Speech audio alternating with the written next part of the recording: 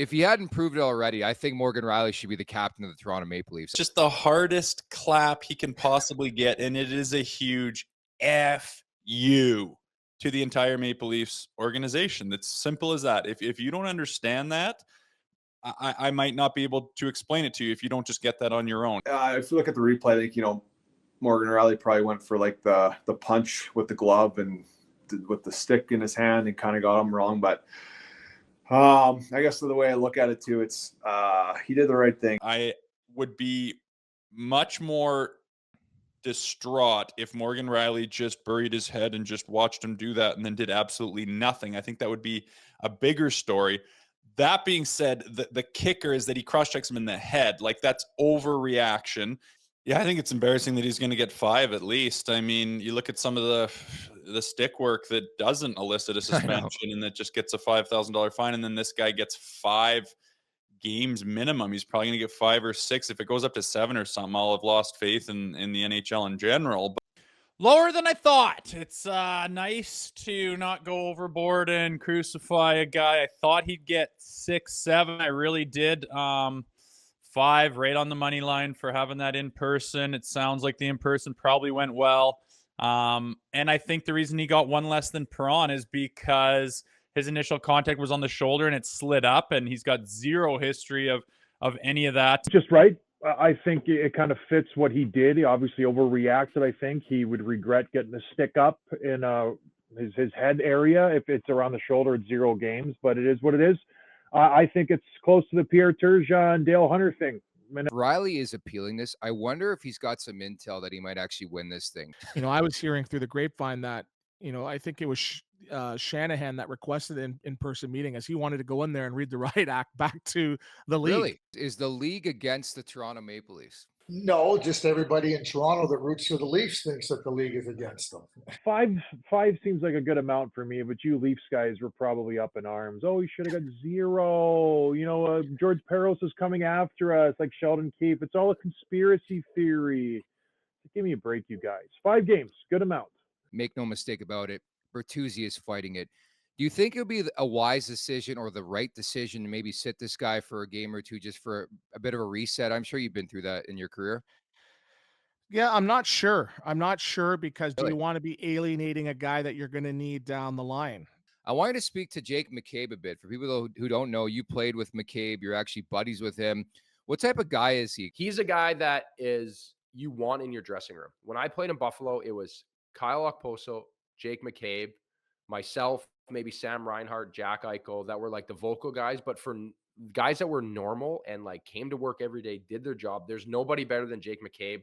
He is a glue guy on this team, and he shows it every night. He plays through injury. He's dealt with a lot of injuries over his career because he's fairly undersized for the game that he plays, but he is a warrior. I know how good Chris Tanev is. We all know how good Chris is. And, he's a little bit older. He would absolutely help now. I mean, I don't know what type of term he'd be looking at his age, but I think he's got lots of good hockey left in him. But Noah Hanifin this year is a 27-year-old defenseman. Excellent, big minutes, skate, can take on the heavy lifting, and certainly you're looking for those types of players at that age. If you're going to give them a long-term contract, there's not going to be a fall off in my view in Noah Hanifin's game.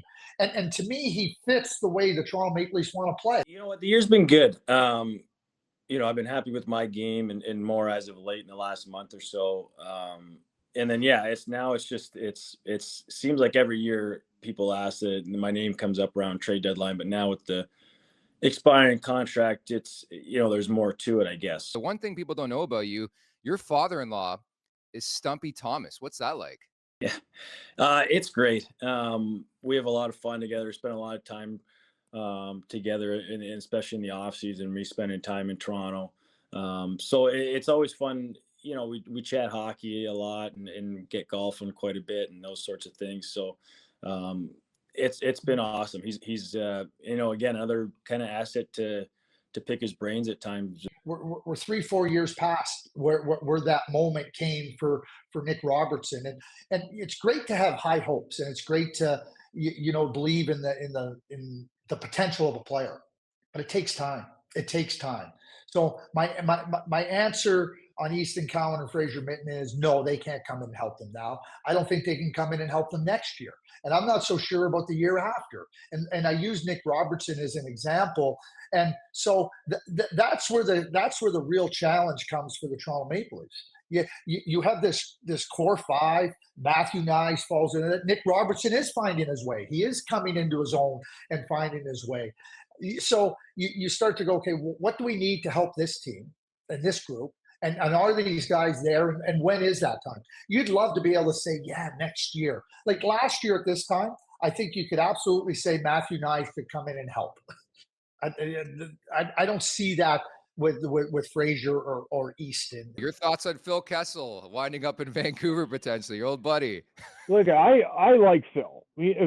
I forgave him for attacking me, but I don't know how he fits in that lineup. I just watched Vancouver last night versus Chicago. They look pretty complete, and he needs to be like a top 2-line guy.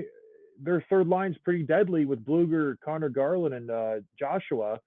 He's not a 4th-line guy. Like, he's not going to be in on the forecheck, so I just don't know where he fits. You're not talented enough. Like, no team is talented enough to just go play like shinny and not give a rip about your own end. And always think offense first, defense last, and beat a team. Like, how many times do they have to get proven to them that they're not good enough to beat even the bottom feeders of the team when they show up with that mindset? They lose to the worst teams in the world for several years, and it's because they just show up and just expect it to be a win. Oh, good, we got a night off tonight. Oh, we don't have to prepare. Oh, we don't have to really have a game plan. We're just going to go out there and our skill will win us the game. It blows up in their face time and time again. And it's just like, you can't even predict games because you don't know where this team's going to be. And I've said it before, that comes down to leadership and coaching. You have to have that room in a mindset that's ready to go. You can't let them take their foot off the pedal just because you're playing a team that's in the bottom third of the NHL. It does not work that way. The disparity in the league is not that big. The last place team can beat you. Doesn't matter who you are. And the Leafs just keep having to learn that lesson over and over again to the point where they're not even learning the lesson. They're just repeating it over and over again, which is why we get so pissed off sometimes and why we doubt this team and why we say that these guys aren't going to go through the playoffs. I want nothing more than to be on the bandwagon for the Maple Leafs. I want nothing more than to talk about them like they are God's gift to the world. I want nothing more than to be so proud of the way they play. I want to rub it in everyone's face that doesn't like the Leafs. I want that. I want to be Mr. Positive. But they constantly do the dumbest shit that shoots them in the foot, ruins their season, causes fans to lose hope and not have faith in them anymore. What else are you supposed to do when they get shelled by these teams that they're supposed to be better than? But being a good hockey team doesn't just mean you have 4 guys or 5 guys that have a whole bunch of points. That's not a good hockey team. That's a good hockey player. And this team has good hockey players, but they have not shown they're a good hockey team. Because when the going gets tough, they falter. When they're supposed to do things that's in their DNA, they screw it up and they're unprepared and they have these unspeakable losses and these brutal performances. And it's tiresome and it makes you become negative and it makes you lose hope in the team and lose, an ability to believe in them.